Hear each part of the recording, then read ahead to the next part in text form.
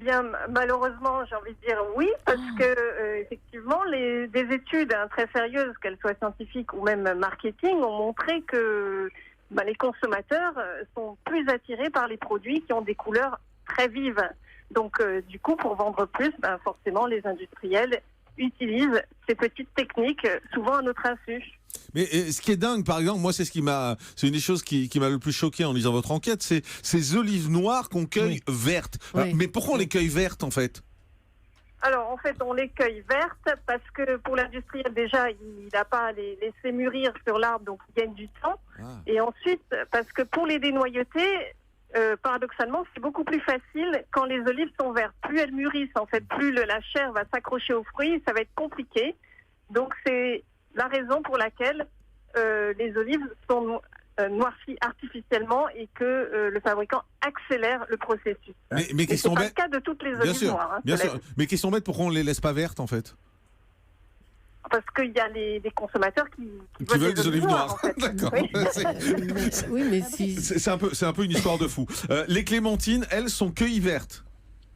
Alors, les clémentines, effectivement, elles sont cueillies vertes parce que quand elles sont vertes, elles sont mûres, paradoxalement aussi. Ah. Et donc, là, en fait, en France et même en Espagne, on n'aime pas trop les clémentines un peu vertes parce qu'on a l'impression qu'elles sont pas mûres. Bah oui, c'est ça, oui. Ce qui est faux, ce qui est faux.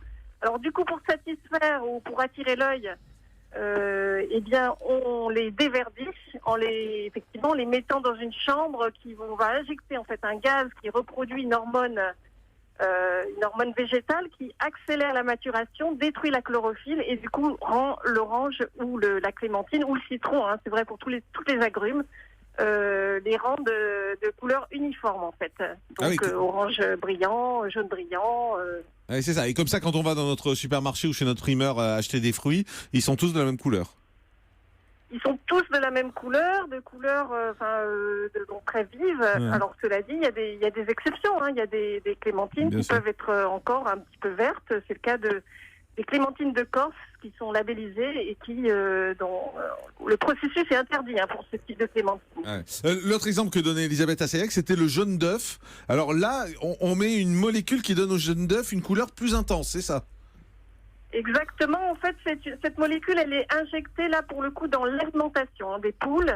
Donc du coup, elles vont pondre des œufs avec un jaune beaucoup plus jaune, orangé en fait, parce que c'est cette couleur qui plaît au consommateur. Il a l'impression que du coup le jaune est de meilleure qualité. Alors c'est une idée reçue, puisque un jaune très pâle peut être tout aussi bon nutritionnellement. Et surtout là, en l'occurrence, comme c'est coloré de manière artificielle, ça n'a aucun intérêt pour le consommateur.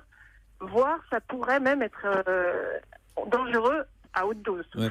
Ça peut être dangereux. Mais parce qu'on ne le sait pas que ces produits ont été trafiqués, entre guillemets. Par exemple, quand on achète des œufs, c'est pas écrit dessus. Non, c'est pas écrit parce qu'en fait, il y a une obligation d'indiquer les additifs sur les aliments, mais lorsque ça a été injecté directement dans l'aliment. Alors que là, c'est la poule, en fait. C'est la nourriture de la poule qui a eu un additif. Donc là, l'industriel n'est pas obligé de le déclarer.